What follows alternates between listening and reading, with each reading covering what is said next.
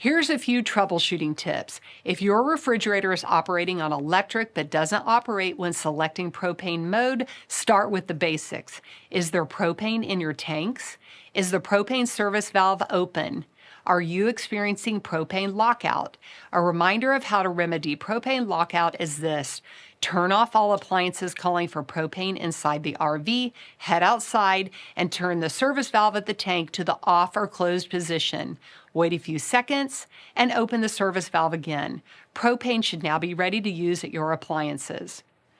Or if the opposite is occurring and the refrigerator is operating on propane but not on electric, you can start again with the basics. Is the refrigerator plugged in and the breaker on at the campground pedestal? Have you looked at the refrigerator breaker inside the electrical panel box of the RV? If it's tripped, reset it. Also check that the refrigerator itself is plugged in on the backside of the unit.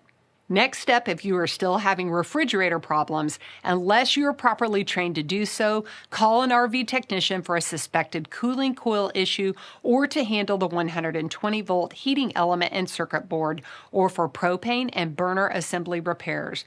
More details about these items in the home study course.